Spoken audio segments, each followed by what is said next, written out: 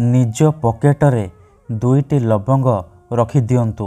Guarantee देउची तुम प्रेमिकार निद हजिजिब, राति दिन तुमको फोन करिब।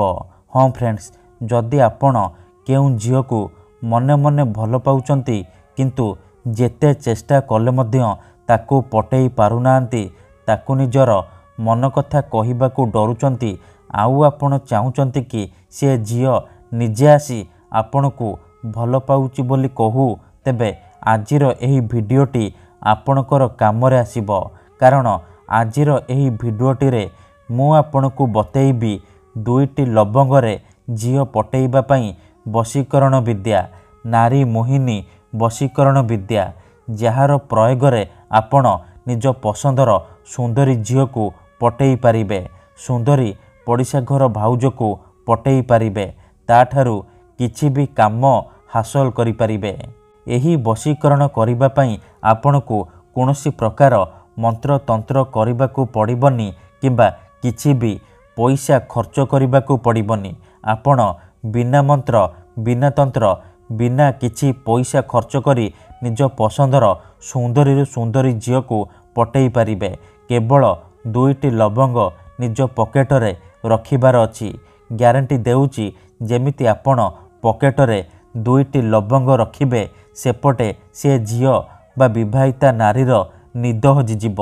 सेही समय ठारू खाली आपणक आड़कू आकर्षित हेबाकू लागिब, घर को डाकिब, जहाँ चाहिए ताहा करिब। नमस्कार फ्रेंड्स, ओडिया फंडा चैनल को आपण मानकू स्वागत। जदि आपण झील पटेइबाकू चाहुचंती, सुंदरी पड़िशा घर भाउज को पटेइबाकू चाहुचंती, तेबे आजिर एही भिडियोटी को पूरा ध्यान सहित शेष पर्यंत देखिबे। कारण आजिर एही भिडियोटी रे मु आपणक पई आमर तंत्र शास्त्ररू दुनियार सबुठारु शक्तिशाली वशीकरण नहीं आसीची, जहाकू प्रयोग करी आपण केउ भी कुआरी झील बा विवाहिता नारी को निज बसरे करि पारिबे, ताठारु निजर मन मुताबक काम हासिल करि पारिबे। जदि केउ झील आपणकू धोखा देइची, छाड़ी पळेइची, आपणकर नंबर ब्लॉक करि देइची, अन्य काहा सहित कथा हेउची, अन्य काहाकू भल पाउची, आउ आपण से झील को फेरी पाइबाकू चाहुचंती, तेबे मात्र थरे मो कथा मानी दुईटी लवंग निज पॉकेटरे रखि दियंतु। ग्यारंटी देउची से झील जेते दूर थिले मध्य राति दिन आपणक कथा भाबिब, निजे आसी आपणकू भल पाउची बोली कहिब। एही वशीकरण साहाय्य आपण सासू नणंद दियर भाउज काहाकू भी निज बसरे करि पारिबे, ताठारु निजर मन मुताबक काम हासिल करि पारिबे। एही वशीकरण करिबा सबुठारु सहज। एहाकू आपण किपरि करिबे, केमिति करिबे, चालंतु जानिबा। विधिटी करिबा पूर्वरु जदि आपण आम चैनल को प्रथम थर आसीचंती, तेबे दयाकरी चैनल को सब्सक्राइब करी पाखरे थिबा बेल आइकन को मध्य दबाई दियंतु, जहाद्वारा आमे जेउ भी वीडियो अपलोड करिबु सर्वप्रथमे आपण देखि पारिबे आउ तार लाभ पाई पारिबे। तेबे चालंतु जानिबा एही वशीकरण आपण किपरि करिबे। वशीकरण करिबा पूर्वरु वशीकरण विषय रे किछि नियम विधि जानि रखंतु। आपणकर वशीकरण 100 रु 100% काम करिबो। वशीकरण कोन पई करा जाय? जेतेबेले आपण काहाकू निजठारु अधिक भल पाउचंती, ता बिना बंची पारिबेनी भाबुचंती, सेतेबेले आपण वशीकरण करि पारिबे। किंबा जदि केउ लोक बिना कारण रे आपण को हैरान करूची, आपणकर घर परिवार उपरे खराब नजर पकाउची, एही परि परिस्थिति रे आपण वशीकरण करि पारिबे। काहेकि ना केते थर एमिति हेइथाय कि आमर शत्रु पैसा रे आउ शक्ति रे आमठारु बलवान हेइथाय, आउ आमे चाहिकि भी तार किछि करि पारु नाहु। एही परि परिस्थिति रे आपण वशीकरण करि पारिबे। वशीकरणर माने हेउची निजर भावना को अन्यर दिमाग रे पहुंचेबा, निजर भल पाइबा को अन्यर दिमाग रे पहुंचेबा। माने आपण जेउ झील बा नारी को पटेइबा को चाहुचंती, तार दिमाग रे निजर भावना को पहुंचेबा। तेबे वशीकरण करिबा पूर्वरु किछि विशेष कथा मने रखंतु। मंत्र तंत्र जंत्र वशीकरण ये एमिति सेमिति काम करेनि। मनरे संपूर्ण विश्वास निष्ठा आउ एकाग्रतार सहित आपणକୁ ଏହି ବଶୀକରଣ କରିବାକୁ ପଡ଼ିବ।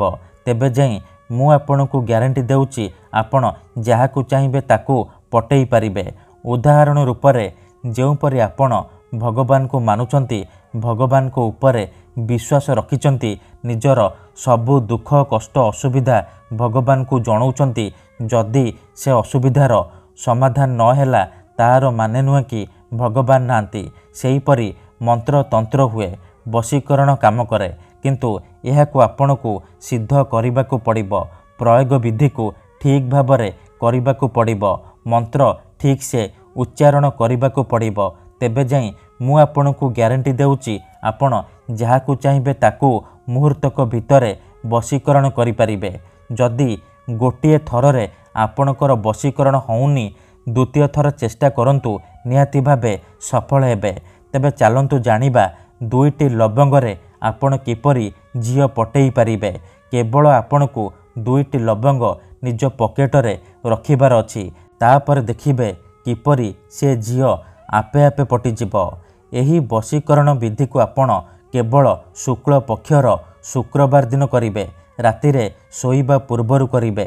ବିଧିଟି କରିବା ପୂର୍ବରୁ ଭଲ ଭାବରେ ହାତ ଗୋଡ଼ ଧୋଇକି ସଫା ବସ୍ତ୍ର ପିନ୍ଧିକି ଆପଣ ଏହି ବଶୀକରଣ ଆରମ୍ଭ କରିବେ। ଠିକ୍ ଅଛି। ପ୍ରଥମେ ଆପଣ କ'ଣ କରିବେ, ଯେଉଁ ଝିଅ ବା ନାରୀକୁ ଆପଣ ବଶରେ କରିବାକୁ ଚାହୁଁଛନ୍ତି ବା ପଟେଇବାକୁ ଚାହୁଁଛନ୍ତି ତାର ଗୋଟିଏ ବାଳ ଆଣିବେ। ଗୋଟିଏ ବାଳ ଆପଣଙ୍କୁ ଆବଶ୍ୟକ। ଯେଉଁ ଝିଅ ବା ନାରୀକୁ ଆପଣ ବଶରେ କରିବାକୁ ଚାହୁଁଛନ୍ତି ତାର ଗୋଟିଏ ବାଳ ଆଣିବେ। ତାପରେ 2ଟା ଲବଙ୍ଗ ଆଣିବେ ଆଉ ଅଳ୍ପ ଟିକେ ଲାଲ ସିନ୍ଦୁର ଆଣିବେ। ଏତିକି ଜିନିଷ ଆଣିସାରିବା ପରେ ନିଜ ଘରେ କୌଣସି ଏକ ଜାଗାରେ ନାଲି ରଙ୍ଗର ଆସନ ପକେଇକି ପଶ୍ଚିମ ଦିଗକୁ ମୁହଁ କରିକି ବସି ପଡ଼ିବେ। ତାପରେ ଯେଉଁ ଝିଅର ବାଳ ଆଣିଛନ୍ତି ସେ ବାଳକୁ 2ଟା ଲବଙ୍ଗରେ ଗୁଡ଼େଇ ଗୁଡ଼େଇ ବାନ୍ଧି ଦେବେ। ବାନ୍ଧି ସାରିବା ପରେ ସେଥିରେ ଭଲ ଭାବରେ ସିନ୍ଦୁର ଲଗାଇଦେବେ। ତାପରେ କ'ଣ କରିବେ, ସେ ଲବଙ୍ଗକୁ ଡାହାଣ ହାତରେ ମୁଠେଇକି ଧରିବେ ଆଉ ଆଖି ବନ୍ଦ କରିକି ସେଇ ଝିଅ ବା ନାରୀକୁ ମନେ ମନେ ଭାବିବେ। ତାର ମୁହଁକୁ ନିଜ ମନରେ ଭାବିବେ। ଭାବି ସାରିବା ପରେ ଆପଣ 7 ଥର ସେଇ ଝିଅ ବା ନାରୀର ନାମ କହିବେ। ତାପରେ ସେ ଲବଙ୍ଗରେ ଗୋଟିଏ ଥର ଫୁଙ୍କିଦେବେ। ଫୁଙ୍କି ସାରିବା ପରେ ଆପଣ କ'ଣ କରିବେ, ସାଙ୍ଗେ ସାଙ୍ଗେ ସେ ଲବଙ୍ଗକୁ ଜାଳିଦେବେ। ସେ ଯେଉଁ ଝିଅର ବାଳ ଗୁଡ଼ିଆ ହେଇଥିବ ସେଇ ସହିତ ସେ ଲବଙ୍ଗକୁ ଜାଳିଦେବେ। ଜାଳି ସାରିବା ପରେ ବାକି ଯାହା ବି ବଳିକି ରହିବ ଆପଣ କ'ଣ କରିବେ, ତାକୁ ଖଣ୍ଡେ ସାଧା କାଗଜରେ ମୋଡ଼ିକି ନିଜ ପକେଟରେ କିମ୍ବା ମନି ପର୍ସରେ ରଖିଦେବେ। ଗ୍ୟାରେଣ୍ଟି ଦେଉଛି ଯେପର୍ଯ୍ୟନ୍ତ ସେ ଲବଙ୍ଗର ପାଉଁଶ ଆପଣଙ୍କ ପାଖରେ ଥିବ ସେ ଝିଅ ହେଉ ବା ବିବାହିତା ନାରୀ ଆପଣଙ୍କ ବଶରେ ରହିବ। ଯାହା ଚାହିଁବେ ତାହା କରିବ, କୌଣସି ପ୍ରକାର ବାଧା ଦେବ ନାହିଁ। ଧନ୍ୟବାଦ।